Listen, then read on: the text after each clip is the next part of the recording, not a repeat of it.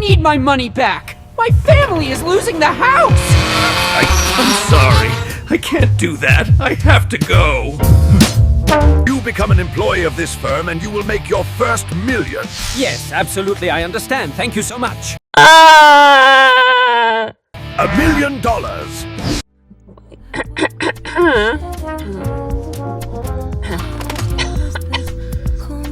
Waymo suspends service in San Francisco after driverless cars traffic jams during blackout. That sounds like the same word. Okay, well, let me hold on. All right, okay, what's going on? So there was some what was this, a traffic outage? Or they had a blackout? I don't know. Some power went out, right, in San Francisco, and then shared. I'm gonna say pure ref. Okay, so what happened down here? Pure. Okay, San Francisco temporarily suspended services in San Francisco after the autonomous cars caused major traffic jams during a citywide power outage. I'm sure they made that way worse than it needed to be. Dude, the streets are tiny. Seriously. Ugh. Okay, let me get this. Get my downloads up. Okay. And then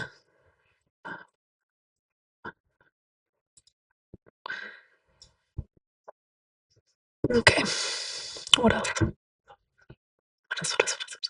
Oh, that's too high. Okay. Waymo halted services in San Francisco as of Saturday at 8 p.m. after its vehicle snarled traffic during a nasty blackout that left traffic lights across the city down. Blackouts hit some 125k homes and businesses throughout the day. We have temporarily suspended our ride-hailing services in San Francisco Bay Area due to the widespread power outage. Our teams are working diligently in close coordination with city officials to monitor infrastructure stability, and we hope to bring all services back to online soon.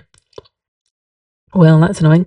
Local riders and pedestrians shared photos and videos of vehicles stuck at intersections with long lines of drivers piling behind them. How embarrassing. Wow. It's like live tweeting your demise. That's terrible. Whew, okay, I hope they recover. Social media users on Saturday were sharing photos of the videos of Waymos after autonomous cars were causing traffic jams. Okay, let me open this other thing over here. This is last week's Pure Ref. Not this week's Pure Ref. How am I? Freaking watch stuff. Okay, finally! Look at this. Oh, that's loud. I forgot I can still hear that. Ugh.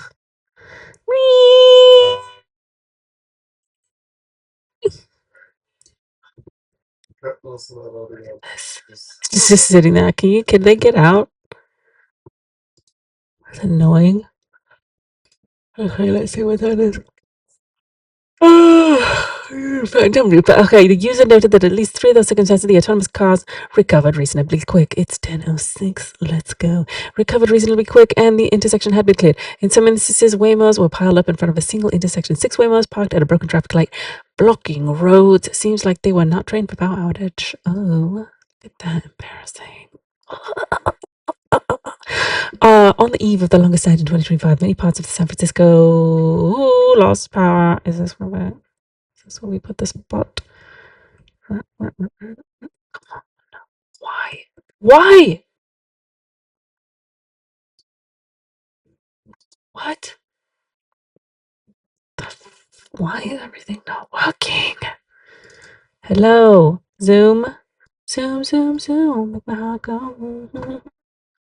Zoom, zoom, zoom. Why are you like this? Can I just zoom in, please? All I want to do is zoom, zoom. You only have energy to yell and can you like put the content? Oh my god, dude, this is so stupid. Why? Why can't I zoom? This fucking computer's stupid. I got it. Oh god. Okay, we'll delete this. On the eve of the longest night of 2025, many parts of San Francisco lost power. Yes, blah, blah, blah, blah, blah. Bad day to be a Waymo SF during PG&E induced power outage. Why did they induce a power outage? We turn that down. That's going to be annoying. And those intersections are weird. Come on. This lady's crude oil. Nice. What's this? Well, let's watch this while it's freaking loading. Maritime plans for the global. No, I'm not gonna read that. You can read it.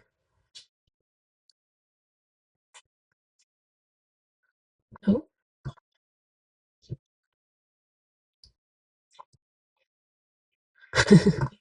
Okay, are you not gonna play or what? Oh, no, okay, no, that's not happening. The power outage stemmed from an issue Saturday morning. What is that happened? Until 95,000 customers. That's a lot of people. There's way more people there. There were no injuries. Good. Thanks for your patience. Thanks, Malden. You become an employee of this firm and you will make your first million. Yes, absolutely, I understand. Thank you so much. $1 million. Anybody who says honey is the root of all evil doesn't have it. Honey can't buy happiness. Artificial tendons give muscle-powered robots a boost. The new design from MIT engineers could pump up many biohybrid builds. Oh, that's exciting. I love the biohybrid build. I don't know what that means, honestly. It's going to be like more resilient. More resilient. Okay. Oh, geez. Okay, for the most part, these designs are limited in the amount of motion and power they can produce. Now, MIT engineers are aiming to give biobots a power lift with artificial tendons. In a study appearing today in Journal of Science, researchers developed artificial tendons made from tough, flexible hydrogel, and they made muscle tendon units. Isn't that so cool? It's almost like,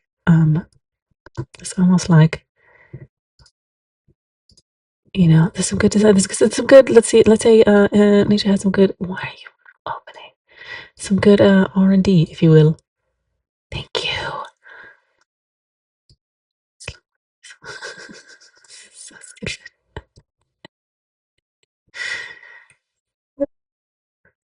Baby, okay. Then they connect with the ends, fingers, do a robotic gripper. Muscles gains. Rahman and her colleagues at MIT are at the forefront of biohybrid robotics, a relatively new field that has emerged in the last decade. They focus on combining synthetic structural robotic parts with living muscle tissue as natural actuators. Most actuators that engineers typically work with are really hard to make small. Past a certain size, the basic physics doesn't work. The nice thing about muscle is each cell is an independent actuator that generates force and produces motion. So you could, in principle, make robots that are really small. Look at that. That's pretty cool. We thought, how do we stop wasting muscle material, make it more modular so it can attach to anything and make it work more efficiently? The solution the body has come up with is to have tendons that are halfway in stiffness between muscle and bone that allow you to bridge this mechanical mismatch between soft muscle and rigid skeleton. They're like thin cables that wrap around joints efficiently. Isn't that so cool? Smartly, that is so cool. Like, who made this stuff up? You just need a small piece of actuator that's smartly connected to the skeleton. Normally, it's a muscle really soft and attached to something with high resistance. It will just tear itself before moving anything. That makes sense. That makes a whole lot of sense. What is this? No, but if you attach it to something like a tendon that could resist tearing, it could really transmit force through tendon and move skeleton that wouldn't be been able to move otherwise. Let's see that. That's kind of neat. Team's new muscle muscle tendon design successfully merges biology with robotics, says biomedical engineer Simon Scherlefink. I'm saying that so wrong. I'm so sorry. At Zurich, ETH Zurich. The hydrogel tendons create a more physiological muscle tendon bone architecture, which greatly improves force transmission, durability, and modularity. That's pretty freaking cool. It's pretty freaking cool. See, I don't know if it looks like this doesn't look that super impressive on, you know, I think this is just demo purposes, but anyway, actually got cooler stuff. All right then, you remember ABC? Always be closing, right? Always be. Stuff out there. Nature helps stabilize Earth's millions of years ago. Scientists are now learning to lock CO2 into stone.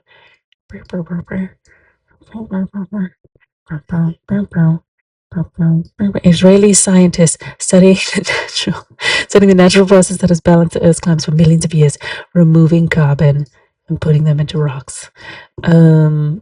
What is this alchemy? Using simple natural chemistry, researchers combine rocks, seawater, and controlled amounts of CO2 to lock carbon into stable form without relying on complex machines or raw materials. Isn't this so cool? Nature's so cool. It's just, she just does so much with all the grace, in her circular economy. Anyway, how nature removes carbon dioxide using rocks. In the natural world, rainwater absorbs carbon dioxide from the air. This turns rain slightly acidic. Okay.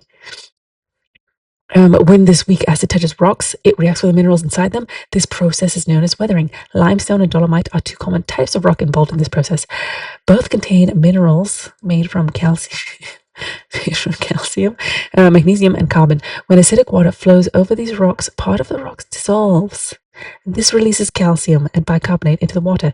These dissolved materials travel through rivers and eventually reach the sea. That's what it says. Eventually reach the sea. Period. Full stop. In the ocean, tiny marine animals use them to build shells and skeletons. When these organisms die, their hard parts sink to the ocean floor. Over very long periods, they become part of solid rock again. This completes a natural carbon cycle. Okay. Okay. As a result, more heat stays trapped near Earth's surface. This leads to rising temperatures. Longer droughts, heavier rainfall, and more flooding. Even though many countries have agreed to cut emissions, global CO2 levels continue to rise because of the imbalance. Scientists are exploring ways to help nature do its job faster. As a result, more heat stays. We already read that. Israeli scientists are testing a method called enhancing weathering. The idea is to recreate natural rock weathering inside a controlled system instead of waiting for rain slowly to pass over rocks. The process uses seawater mixed with carbon dioxide that flows through its crushed rock. Okay, that's interesting. Fascinating. The system uses transparent columns filled with rock, seawater, and CO2 are passed through these columns. As the acidic water moves through the rock, chemical reactions occur. Carbon dioxide changes from form, becomes dissolved carbon into the water. Tests show that different rocks behave in different ways. Dolomite has been found to absorb more CO2 than limestone. Grain size also matters. Smaller rock grains increase the total amount of carbon that dissolves. Larger grains allow the reaction to happen faster. Both factors play an important role in how effective the process is. The balance between CO2 and seawater is also important. Okay, too much gas or too little water reduces efficiency. Experiments have also identified ratios that allow reaction to work more effectively. This setup is described as an open reactor. That means gases can still escape into the air. At the moment, only the parts of carbon dioxide stays locked into the water. Limestone absorbs about 10 to 15% of the CO2 used in the process. Dolomite absorbs roughly 20 to 30%. Ew, this is so disgusting. From laboratory testing to real-world limits, the research focuses on basic science rather than full-scale deployment. Okay, they aim to understand whether reactions and physical conditions that control how much carbon dioxide they can capture. Okay, oh, this one's really long. Israeli scientists study rock types, grain sizes, weather chemistry, and gas flow to build a clear picture of how they can accelerate this natural process. The findings to add to global expert efforts to explore carbon dioxide removal methods that rely on the Earth's own chemistry. Enhanced weathering stands out because it uses material that already abundant and familiar. The research shows how a slow natural system can be studied, adjusted, and measured. This feels like, did you write this?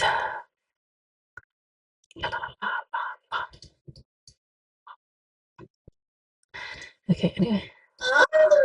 Don't do that. Okay, and then we got number 3. Oh, I thought this was so cool. Look at these. It looks so beautiful. You're looking at, what is this corkscrew stuff? What is that? The ancient Peruvian mystery solved from space. This is really cool because, oh, oops, I already had an image. Oh. Yeah, that's true. Kind of. Okay, let's next it. Who's this? Psh. Yeah. Okay, swirly things. These puzzling holes in the arid valleys of southern Peru tells us there was once a flourishing, sophisticated society here. This story is featured in BBC Futures Best of 2016 collection in one of the most arid regions of the world, a series of carefully constructed spiraling holes from the lines across the landscape known as Pucuyos. The origin has been a puzzle, one that could only be solved from space. Into holes from the Nazca region of Peru area famous for the Nazca lines. Yeah. Native ancient people in Alaska, how they were able to survive in an area where droughts can last for years at a time. This is so crazy. The system have been much more developed than it appears today. Okay, let's about Saponara. Okay. What is clearly evident today that the system must have been exploring more developed than it appears today, exploiting it to an inexhaustible water supply throughout the year. The Pukio system contributed an intensive agriculture in the valleys in one of the most arid places in the world. A series of canals brought the water trapped underground into the areas where it was needed. Anything left over was stored in surface reservoirs. To help keep it moving, chimneys were excavated above the canals in the shape of corkscrewing funnels. These funnels let wind into the canals, which forced the water through the systems. Like many other South American cultures, Alaska had no writing system. Huh? Pukois were the most ambitious hydraulic project in the Nazca area and made water available for the whole year, not only for agriculture and irrigation, but domestic needs. So it's so freaking neat.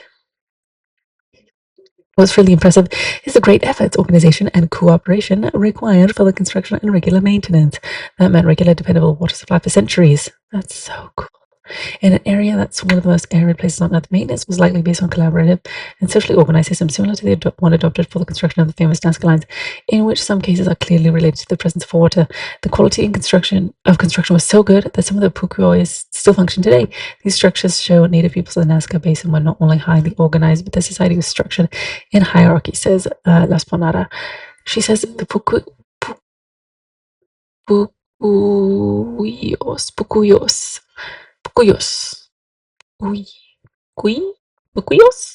vital in controlling water distribution by those in power over the communities that came under their influence. Knowing how to bring water to one of the driest places on Earth meant that you could hold very key to life itself. Okay, that's it for number 4. And we got a couple. It's hilarious. The floaty people in Wally. That's sad. Let's not be the floaty people in Wally. I got a couple more memes, and then I have to now convert this to a video, and then call it a day, call it a night, call it a life. The Daily Apple. They got a swamp beaver. I'm so jealous. I want a beaver to visit and feed him apples. One day. All right. See another one. Oh yeah, this is cool.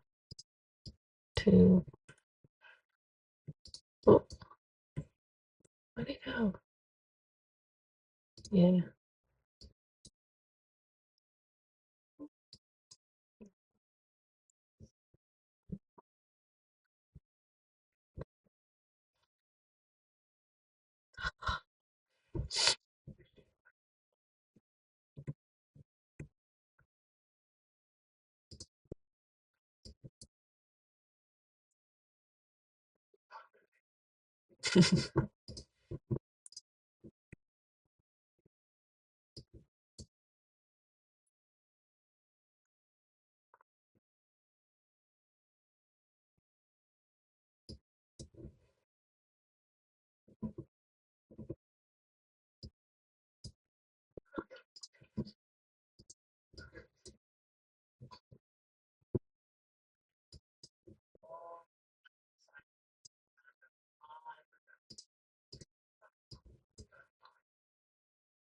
And I think that's all.